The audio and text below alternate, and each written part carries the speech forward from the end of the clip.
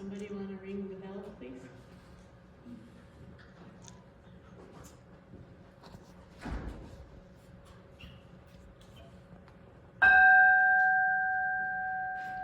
Thank you.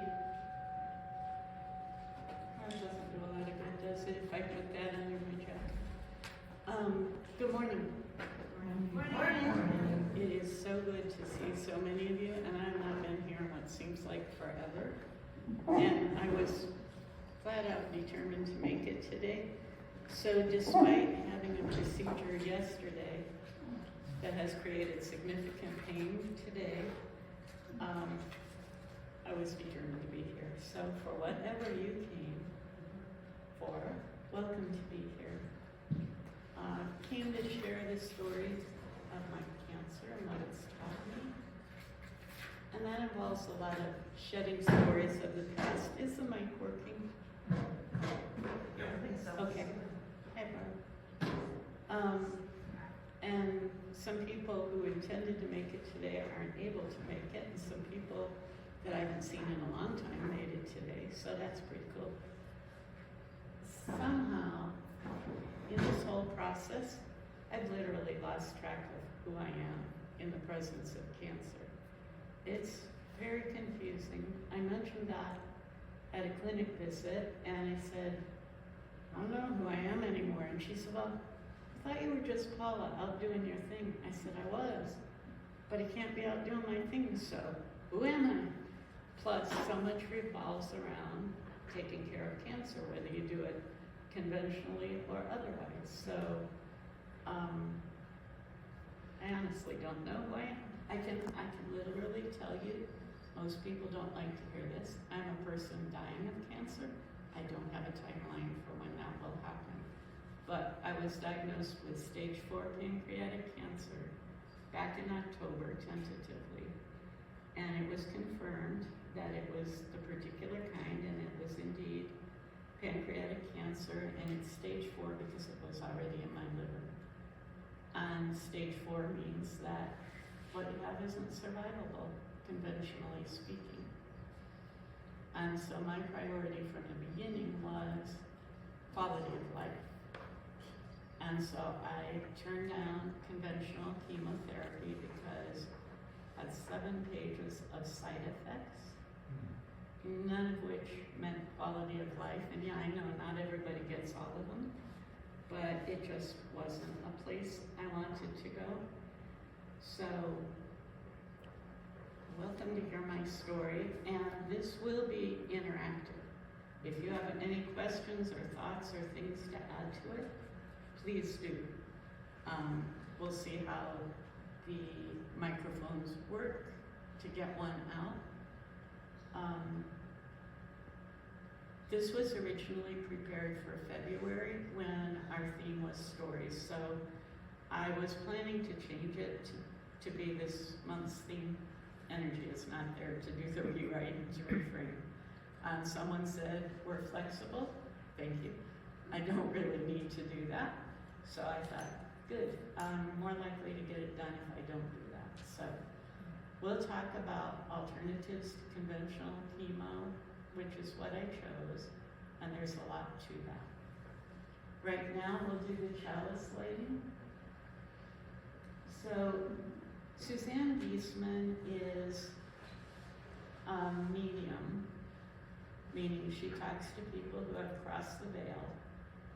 Clearly, she believes in life after death, and she's what she calls an evidential medium. So she always looks for information from the person that proves that they were talking to her. She doesn't do the nice, oh, the people say they want to hear from their relative, and oh, your relative's here and all that. That's not how she works. So Vicki made it. She was having trouble starting her car. She came from Minneapolis. So this chalice lighting is a quote from her. Who would like to light the chalice? Vicki? Please, Vicki, light the chalice. Vicki hasn't been here in a while because she moved away from us. quite the drive from Pillars on Prospect Park. I did not get here and check that things were out, sorry. Huh. I have to use 2 hands, and sometimes it works. Okay. But I can't do it with one. Let's read this together. You are Far more than human. You are a beautiful light, a soul, and beyond that, you are the light. To identify more readily with and as the light, personify one of the sacred 7.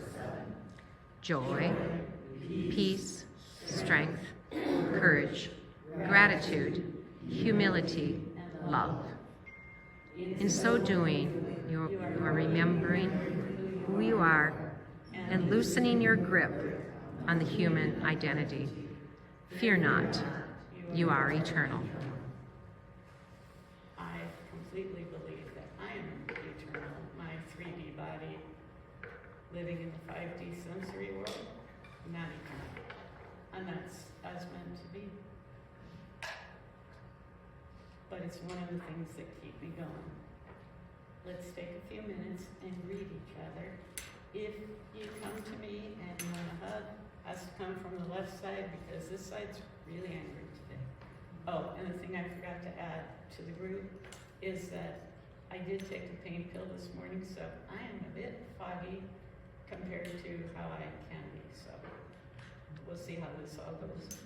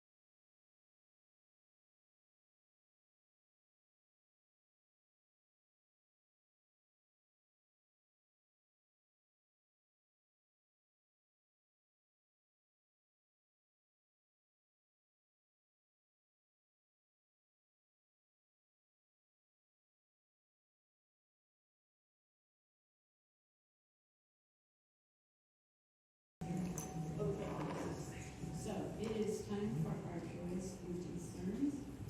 I will start out. I have to think. I usually do a joy and a concern, and I think this mic is supposed to get us through this. Yeah. Okay, so my joy is that I'm here today because I had to reschedule when I was scheduled in January.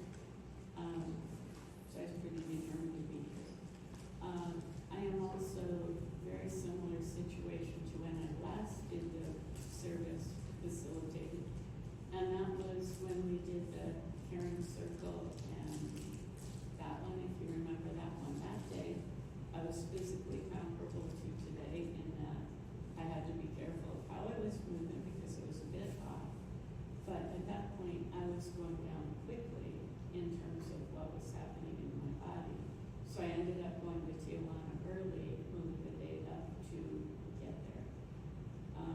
So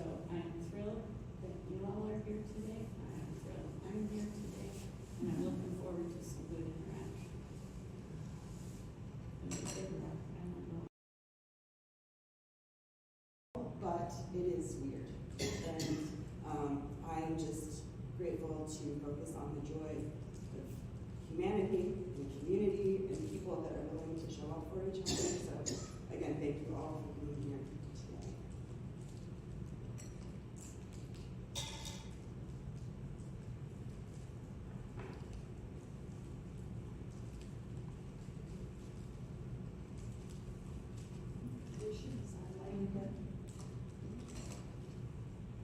Hi, I'm Vicki, and I don't want to tip over. Several joys. One of them that Dion jumped my car, so I'm here.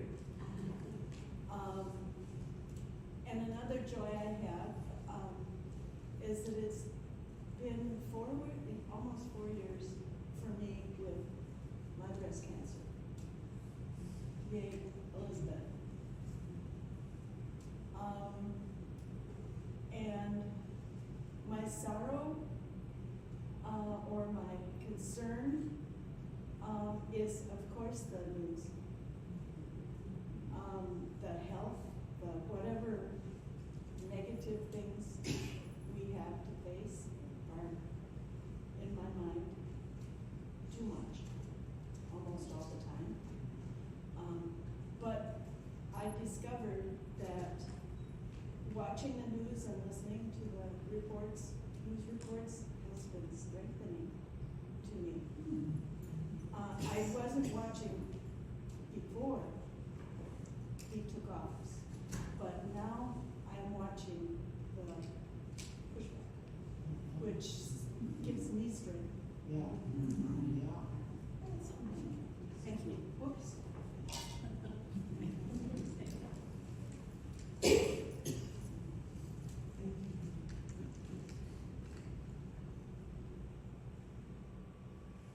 Anybody else? I will do the big rock for all the joys and concerns unspoken, and I will add on. Comes off easily. All right, this works. That in terms of what's going on in our country, I started reading a new book. It's about 9 dimensions, and I don't have the clear title if I could pull it up. But anyway, it talks about the third dimension being us, the people who make things happen in the world. The pushback is making something happen in the world. It talks about the fourth dimension being the elites who cannot act in the world without instilling fear in us to get us to act on their behalf. Pushback is critically important to our future. There is reorganization needed, and we're going to go through that, and we're going to come out the other side at some point. But what's happening is partly essential to saving planet Earth and humanity and all life forms on it. So, not all bad. And so this is for all unspoken joys and concerns. I hate to drop that heavy one in there. Keep going. Okay. Next slide. I am going to choose, if someone will put a chair down for me to sit down for a bit, because it'll be easier than going up and down and up and down. Oh, yeah. And I have a 10-pound lifting limit since yesterday's procedure. Oh, yeah. That's right. Yeah, thank you. I also want to grab one more thing up here and not tangle myself in.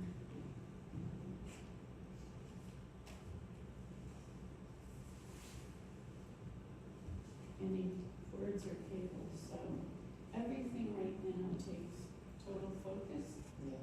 And I started to get my iPad from my bag earlier, and someone came up and talked to me, and then I turned to come back here.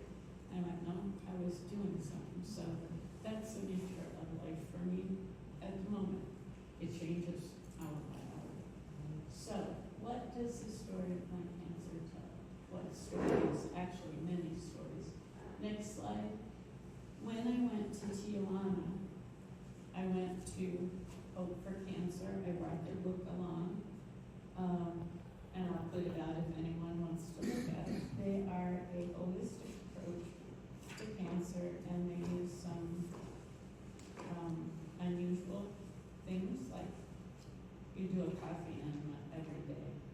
Now, I had a companion with me the whole time there. The first week, my sister Mary was with me. The second and third week, my friend Bobby was there with me. And so they saw a lot of what goes on.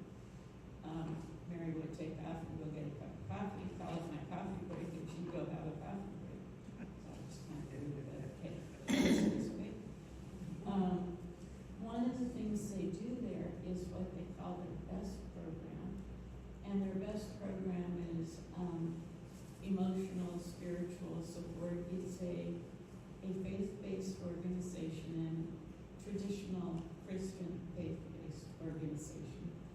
They have a minister who comes every week and does some sort of service there, and they have transportation to his services if you want to go. And my mouth is running out, so I'm kind of grateful. Thank you. I appreciate that. Another issue I have is that my focus is... Okay. I'm going for a paper now. We'll adapt as needed. That's my life.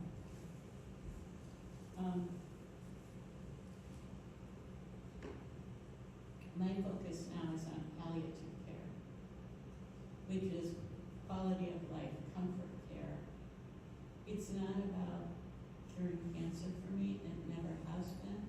It's been, how do I have the best life possible to do the things I want to do with my life? And so this is a bit from the best counselor told me about this program that he works from. Now, my best counselor was a medical doctor, and he had trained extensively in the new German medicine, as it's called. And that has a link in the newsletter if you want to look and see, but it talks. This man's son was, I believe, shot. It took him quite some time to die. And he was working in a cancer center, and he thought, he wondered about trauma because within the year after his son died, he developed testicular cancer and his wife developed breast cancer. And so part of the theory behind this is that our cancer is our body's immune system trying to heal us. And it gets really deep into that. I'm not going to talk about all that. But it is an interesting thing because so much of what's going on in the world today comes back to trauma, and that applies at all levels of our world. So it was really interesting to go through that part of it. Next slide. This is at the treatment I'm doing there is the inhaler, which is hydrogen. It's a hydrogen inhaler, I believe. So I'm sitting there with my hydrogen inhaler on, and I don't know what else is going on there, but I think it might be the IV stuff too, which is they put light into your veins, and you go through 4 different colors, and they give you something ahead of time that activates the cancer cells so that then these colors will be drawn and will help destroy them. So there are ways to activate cancer cells to help target, as opposed to our broad spectrum chemotherapy. There is some targeted chemotherapy, but so much of our chemo is like taking a cannon and shooting it into the body, hoping that the cancer will get better. The picture in the middle is a picture from the cafeteria wall of what they were serving that day, because every day you just walk down to the dining room and you got your food, and it was also a place to really meet and get to know other people. The picture on the left was fondly called the pizza oven by people who and they literally bake you with heat from the bottom and heat from the top, and they take your temperature up to a fever level. And again, cancer is a cold disease. It doesn't like heat, so they say that's an important part of treating cancer. And if you click it, there should be one more picture that comes up on this slide. No, just click the slide. It's yeah, there you go. So Amy was my day nurse. Amy was an amazing human being. She went about her job singing. She was always smiling and bringing joy to everyone. She was great for the job she was doing, but as we went through all the treatments, and it was a full day of treatments, our nurses would track and be sure we were where we were supposed to be. So, next slide. Okay, so then cancer really does change everything. When I went for a haircut in October, it was shortly after I had gotten the diagnosis, and my stylist touched my hair and she said, "Texture of your hair has completely changed since last time you were here." And I said, "Well, I wasn't going to tell you, but I said I was diagnosed with stage 4 pancreatic cancer." She said, "Cancer changes all the tissue in your body, your hair, your nails, everything." So, my body is really different now, even my hair. Now, this next part, I have a catheter that drains bile from my liver into a bag. As of yesterday, my drain is plugged and I just need to flush it once a day.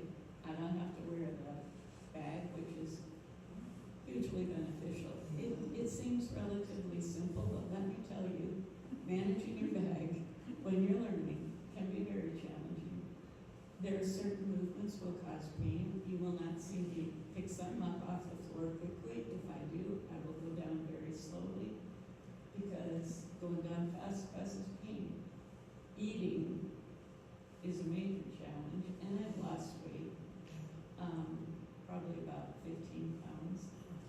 But what I eat one day can feel fine and feel good, and if I eat the same thing the next day, it can cause pain. I cannot find a pattern that allows me to choose what to eat. Digestive enzymes you have to have because the pancreas produces digestive enzymes. Also, you have to take the digestive enzymes according to what they are at a certain point before you eat. Oxy has become a friend of mine in times of need, and I did take one Oxy this morning because I wanted to be more functional for this. So it makes my body more functional, it makes my brain less functional. And I'm now borderline insulin resistant diabetic because of the tumor in my pancreas. So I now take 500 milligrams of extended release metformin with dinner every night, or most nights. That drug kicks your butt. I mean, when I started it, it was like my whole gut was in turmoil for the first week. It was hard to make myself do it, but I did. So it's just part of what cancer has meant in my life, and I'm sure all the people here who have dealt with cancer have their own stories of what it's done in their lives, because we're individuals and how things affect us are all individualized. And personalized medicine is not easy to get. It's because we work with data that's based on proof that it's effective, to which I say, okay, if you have a cancer drug that gives you a 5% chance of survival at 5 years, and it's approved because it's effective, that means 95% of the people are dead in 5 years. That to me doesn't fit with effectiveness. And those of you who know me know I have a thing about our pharmaceutical industries and the fact that so much of the stuff that happened in Tijuana was not proven. They're telling me that when I don't see that their stuff is proven either for the most part. I think all of it is ongoing research, but you're not allowed to do many of the things I was doing. Like I got IV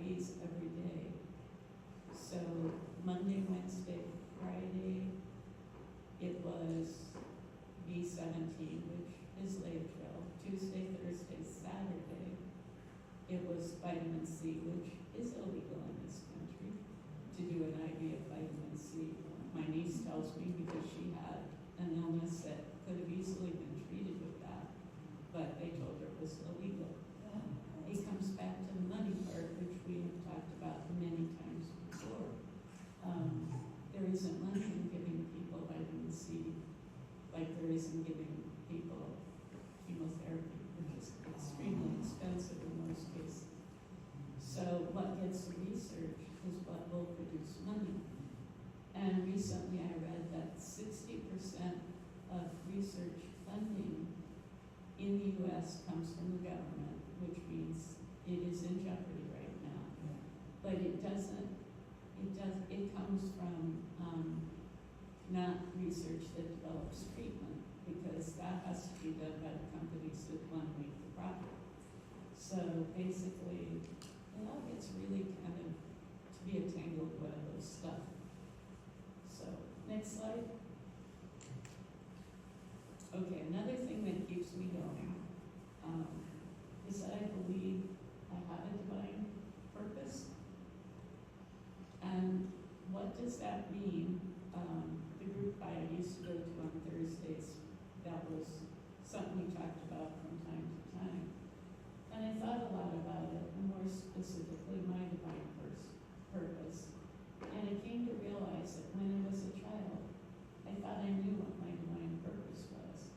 I fell in love with the prayer of St. Francis as about a 10-year-old, and calmed the surface of the rough waters of my childhood.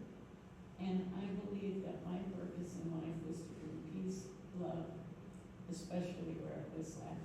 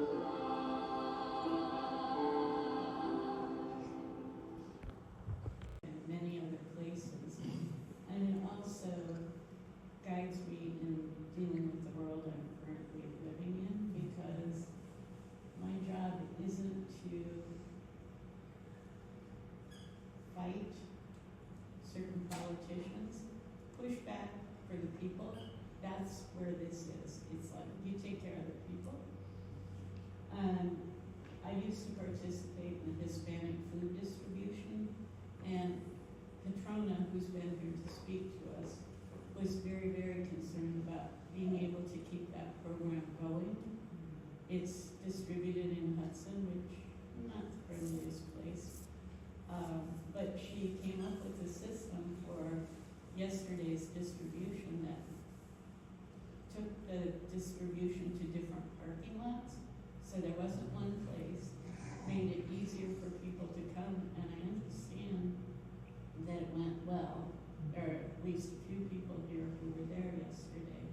My grandson helps with that, and he said his dad actually fixed a car or something on a car for a person, which that's how we need to be. We can't stop it. We can work to stop the executive orders. In that first one that came out, the outcry did get temporarily resolved. Now I understand from my reading, like Vicky, I don't watch the news, but I read, and I mostly get my news from Substack, where it isn't owned by corporate people. So as I understand it, tariffs are being placed at 25% on Canada, Mexico, and there's a third country I don't remember. China. Oh yes, because, right, so basically, that is gonna affect all of us. It is not gonna do what's being said. But how do we protect ourselves and our communities is where I focus. It's not gonna be easy, but to me it all comes back to local community. And also for me, local community is what's getting me through all of this. When I went to the hospital, to the emergency department on Friday night, 10 o'clock-ish, I went with 3 people who spent the whole night staying awake all night, Friday night, and then got my tube replaced on Saturday when the weekend interventional radiology people came in. And that kind of support is just to me so amazing, but that's who we are as people. And so tomorrow I have a neighbor who's a friend who said she'd be happy to come over and vacuum and dust my house tomorrow at 2. It's like, it's been so hard for me to receive. I'm a giver, right? It's hard for most of us to receive. So we have to learn to give and receive, because people can't give if nobody can receive. It's part of the circle. Next slide. Okay. We're up to next programs, but before we go there, I would like to invite people to add comments or feedback on anything I've said, and I'm open for a robust conversation. Normally I do forums, the energy isn't there for that today. But if someone would be willing to take the microphone and run it around to people, I would appreciate that. Working on receiving. Does it have a cord? It does. We're working on tailoring as much as we need to. Our cordless one is long since dead. Can someone help on table? It's been good. Okay. It should. Apparently not. So we can't run it around, but if you're willing to come up to it, I would really I'll bring appreciate it to you close. We might have one last time, but I need to check earlier.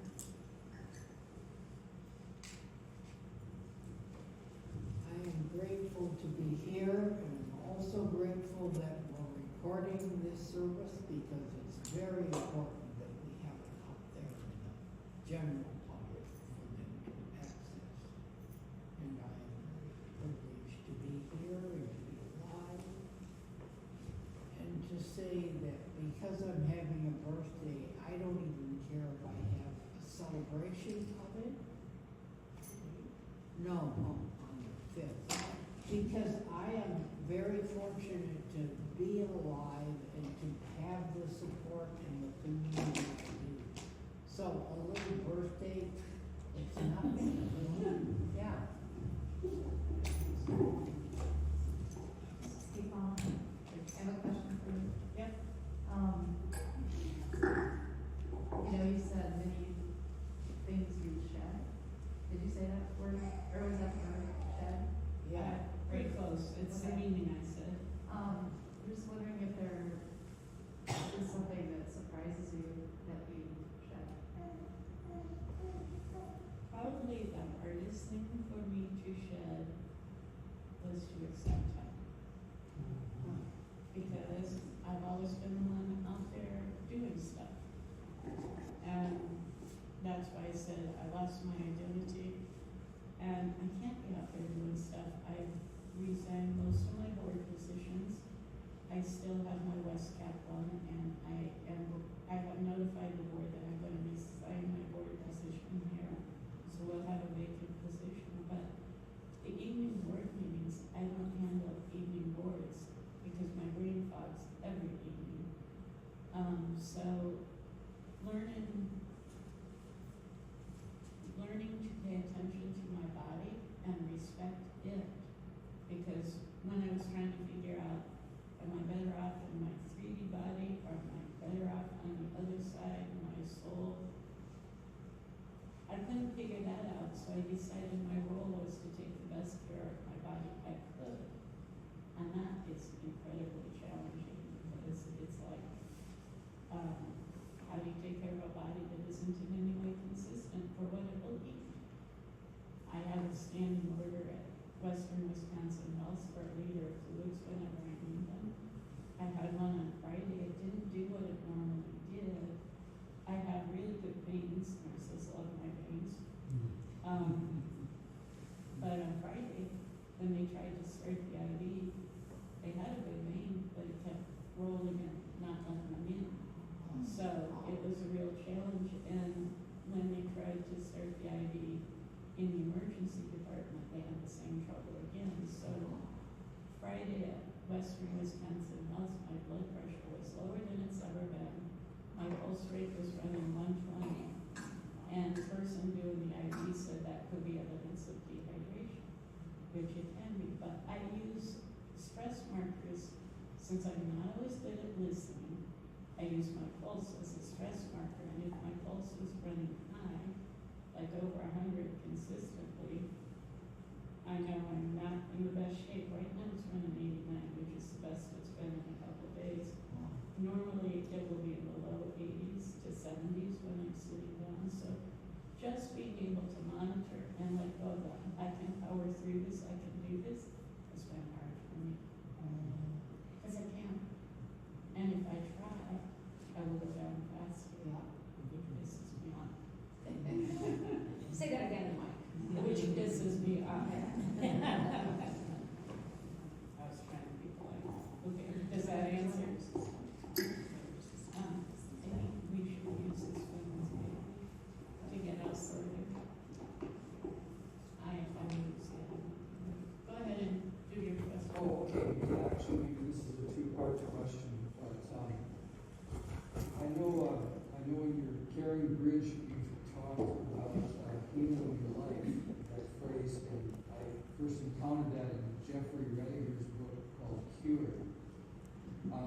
So I'm wondering if you would say a little bit about that, and also the other question, and I don't really expect the detail, but you say that cancer is often a response to trauma, and I'm wondering if you have isolated or know what your trauma is according to that idea. Okay. I will take that microphone, and maybe you can use the other one. I guess it's language word free. No, This is the This is the one. Okay, I'm sorry. I'm confused as usual. So in terms of my trauma, I have a lot of trauma from my childhood. When I was working with the doctor in Tijuana, it became clear that the relevant trauma was with my mom. He had me go through a list of things, make a list of things that were good about your mom, things that were bad about your mom, things that you thought your mom gave up. And I made my list. He said, now go back and read that, starting with Dear Mom, which I thought your left brain did very nicely. He said, that wasn't from your heart. Go back and read it like you mean it. session addressing my mom changed some things in my body right then and there. Oh, And I knew my mom was my major source of trauma as a child, and I don't need to go into details. And I've done specific trauma therapy, EMDR, which helps some. I also currently have a counselor who is neurodivergent, which helps me because I am neurodivergent. And when I'm talking about something, she'll say, you know, that's just part of your neurodivergence. You go to black or white. There is gray. And so I'm getting a lot of good help to deal with that. And then the second part of your question was about third, and I don't remember the question.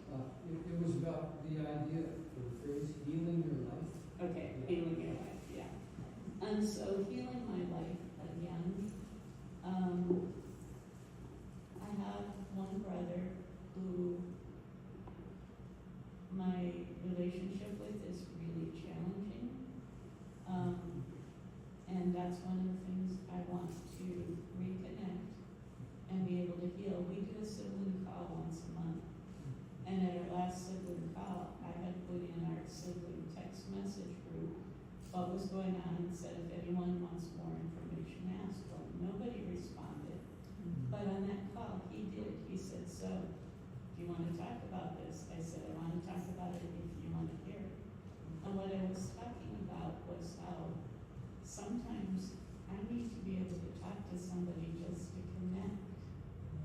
And I have a lot of people who are willing to do that. I have some people who are willing to do that no matter what time of day or night it is, which flat out amazes me. I have another brother from Ohio who hasn't, I saw him in June briefly. I went to help out, helping out. His wife had a bad breakthrough for her ankle and couldn't bear any weight for literally weeks. Anyway, I went down to help out there. But we didn't really have time. He and I talked almost every day on the phone. And now he's kicked it up to morning and evening. So, thanks to my sister Mary, he will be coming to visit next Wednesday, which is truly important to him and me. Are you embarrassed if I say what you're doing? Okay, so his wife is a very dependent human being and cannot be home alone. And so Mary's going to be with her while Dennis comes to visit me. And that's part of healing my life is with Mary doing what she's doing.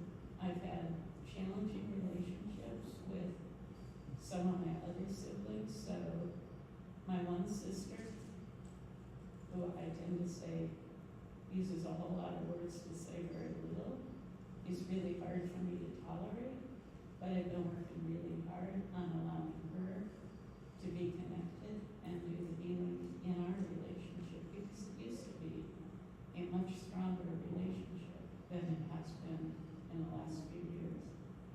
So that's the kind of stuff that healing my life means, as well as the things like being willing to accept help.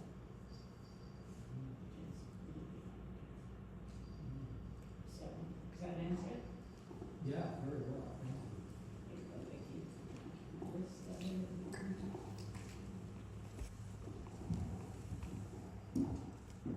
What kind of help can we give you that you will receive?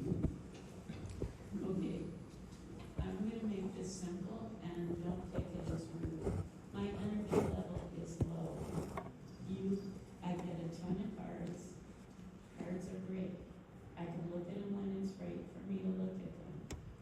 I don't like people telling me what to do. It's been one of my things since childhood. I was the kid that if you said, you need to do this, I said, you and whose army? No. But if you said you needed help, I was totally there for you. So you offered some help with food, Barb, and I said, I can't predict what food will work for me. So I don't, and a couple of people suggested I should sit down for this, and I said I plan to if I need to. But I still react to being given good advice from the heart of the person. person giving me. It's like, just let me figure it out, because I can't take in what you say, process it, and figure out how to fit it in my life with all this stuff I'm doing. Does that make sense? I don't know if you answered it. I'm asking, what would you receive that would be helpful? Cards. Cards? Yes. That's it? That's what works for me now. Again, it's about managing my energy.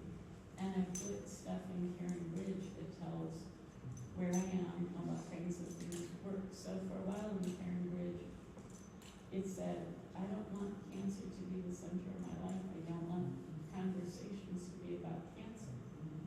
That's not quality of life for me. I'm doing this today because I realize how little I knew about cancer before I dove in to living it.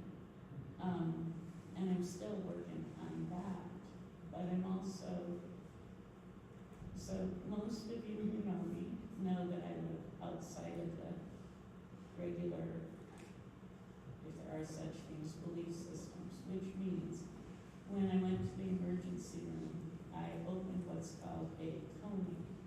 Now, coning is from the MAP program. Anyway, you open a coning and you call in your White Brotherhood team. It's not about being white.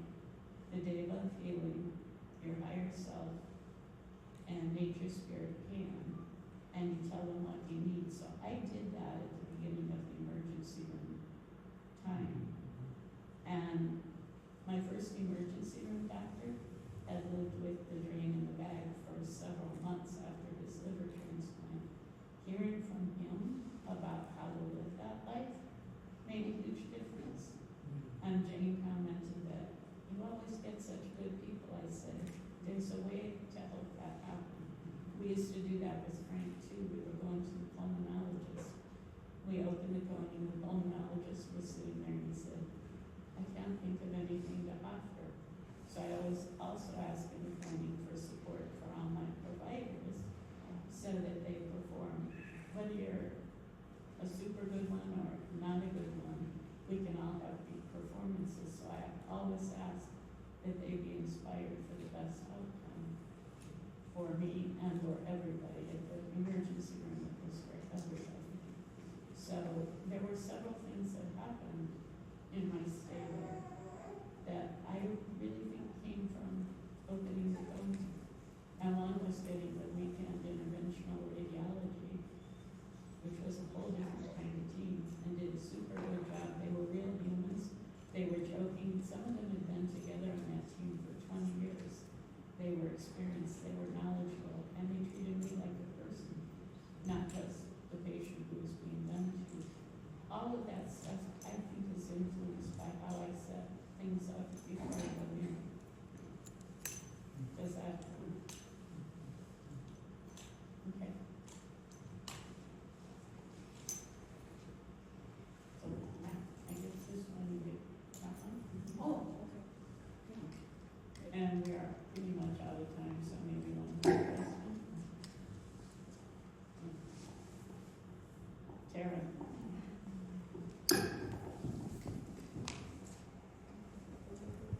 I was just wondering how it went in Mexico. What did you, were there things that you really liked? Were there things that you didn't like? Is there anything that you can bring back from that treatment that you can continue on? They send you back as a whole program of supporting the immune system and digestion and nutrition. What I can tell you about the first 2 weeks, the first 2 weeks and then the third week. So the first 2 weeks, I went down there barely able to navigate the airport to get to my gate. Those of you who were here for the service before knew I was a bit off balance, not really my usual stuff. So I went down there pretty clouded. Mary was there the first week. She got me through the first week, and she saw the changes. And I won't put her on the spot and ask her to talk about it, because she didn't want to be put on the spot. But that first week there were huge changes, and it went from the first week if I went outside to walk along the beach, I could be out for maybe 10 minutes before I got dizzy and had to go back in. But that disappeared, and the second week I was doing an hour-long walk. So there were huge changes. The second week, Dr. Munoz, my doctor there, he sees most of, each person has a doctor there, and he sees most of his patients every day. And he said, when I see people make the kind of change that you're making in your 3 weeks here, those are the people I see back in 10 years cancer-free. And he said, you know what that means? I said, yeah, I do. So that was a huge boost of hope because it suggested that I could be cancer-free, which hope is what I went for, right? Hope for cancer is the name of the place. But the third week, things came apart. I do not know why, but I know that my inflammation markers went up. A lot of stuff, my cancer marker was climbing by the second week, it had leveled off. It had climbed between the first one here and the first one there, but by the second week, it had leveled off. It wasn't going up as fast. The third week, it was climbing again. So something during that third week changed. I don't know what it was. I have suspicions. And the what I didn't like there, and I'm just going to say this because you made me say that other word before, the nutrition person was an absolute idiot. He told me only 3 meals a day, no snacks. Anybody that knows about pancreatic cancer knows that you do multiple small fillings because your digestive system can't handle a full meal. He also gave me a diet plan where he said, his words were, you can eat eggs for protein, you shouldn't eat them scrambled. And then the menu for the diet plan had scrambled eggs. And I said, but you said I shouldn't eat them scrambled. He said, I didn't say you couldn't. I'm going, so is he going for ratings? And then he told me that I was developing diabetes, and one of his meal plans included 3 sweet potatoes in the meal. I've never in my life eaten 3 sweet potatoes, and I sure wouldn't if I was developing diabetes. He told me to peel all the vegetables. There was so much contradictory information that it was worthless. He told me what kind of diet to be on, but the meal plan he gave me didn't follow that diet.